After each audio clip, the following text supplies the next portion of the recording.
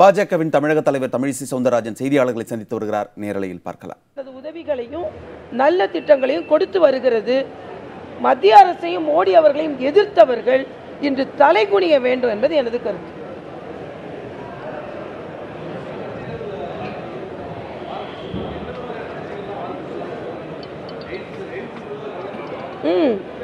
அது பத்திரிகை சகோதரர்கள் எல்லாருக்குமே தெரியும், யாருன்னு சொல்லலைன்னு. நான் ஏற்கனவே சொன்னேன், இப்போ குமாரசாமி மாதிரி ஒருவேளை எடியூரப்பா அங்கே தேர்ந்தெடுக்கப்பட்டு அங்கே இருந்து உறுப்பினர் வரலன்னா தமிழகத்தோட நிலையை என்னால் நினைத்து கூட பார்க்க முடியவில்லை. இங்கே உள்ள கட்சிகள், நான் கேட்குறேன், கமலஹாசன் உட்பட ஏதோ எதிர்கட்சிகளால் தான் இனிமே வெற்றியை பெற முடியும் என்ற ஒரு மாய தோற்றத்தை ஏற்படுத்துகிறார்கள்.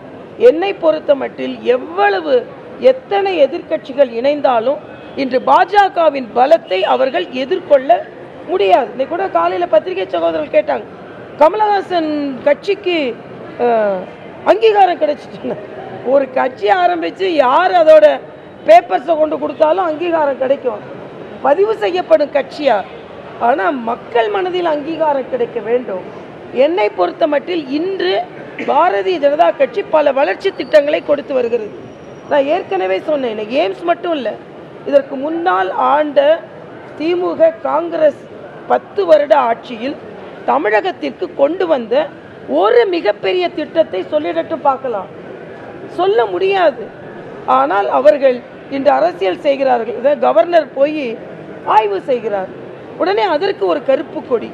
ஆக எதிர்மறை அரசியலை விட வேண்டும் என்பதும், திமுக இன்னைக்கு பசுமை பாதையை அதற்காக எதிர்த்து போராடுவோம் என்று சொல்கிறார்கள். நான் அப்பட்டமாக குற்றம் சாட்ட முடியும், எதிர்க்கட்சி தலைவர் அண்ணன் ஸ்டாலின் அவர்கள் தமிழக வளர்ச்சி திட்டங்களுக்கு எதிராக இருக்கிறார். எந்த வளர்ச்சி திட்டமும் வரக்கூடாது என்பதில் குறியாக இருக்கிறார் என்பதை என்னால் சொல்ல இயலும்.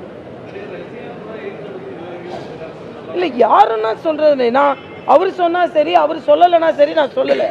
ஏதோ ரஜினிக்கு நான் ஆதரவாக உட்காந்துட்டு ரஜினி சொல்லலைன்னா சரி, கமல் சொல்லலைன்னா தப்புன்னு நான் சொல்லவே இல்லை. இல்லை, நான் கமலஹாசனை மட்டும் நான் எய்ம்ஸுக்காக சொல்லலை, நான் அவர் காவிரிக்காக கமலஹாசனை கோடிட்டு காண்பித்தேன். ஏனென்றால் அவர் குமாரசாமிக்கு போய் நன்றி சொல்லிட்டு வந்துட்டார். குமாரசாமி அந்த ஆண்டவன் தண்ணி கொடுக்கல, குமாரசாமி தண்ணி கொடுக்கல, ரங்கசாமி, அது நம்ம ரங்கநாதர் சாமி தண்ணி கொடுத்தார். ஆக ஒரு அரசியல் ஆழ்ந்து புரிந்துணர்வு இல்லாமல் பிஜேபி எதிர்க்கிறார்கள், கருத்து சொல்கிறார்கள் என்பதுதான் எனது கருத்து. அதனால் நல்ல திட்டங்கள் வரும்பொழுது மனம் திறந்து பாராட்டுங்கள். இன்னைக்கு ஆணையம் அமைக்கலை அப்படின்னு போராடுனீங்க, கருப்பு கொடி காண்பிச்சிங்க, எல்லாம் செய்தீங்க. ஆனால் குமாரசாமி தமிழகத்திற்கு எதிராக நடந்து கொண்டால் அதற்கு நீங்கள் எந்த எதிர்ப்பையும் காண்பிக்க மறுக்கிறீர்கள்.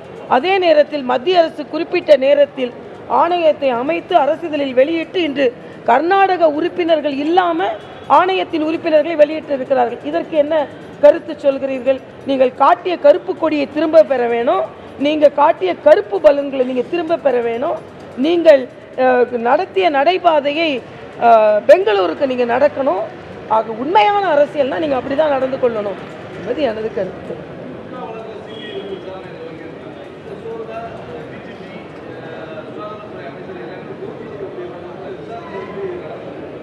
இல்லை, அதாவது குட்கா விவகாரம் என்னை பொறுத்த மட்டில் உண்மையிலேயே விசாரிக்கப்பட வேண்டிய ஒன்று, இதில் எந்த மாற்று கருத்தும் இல்லை.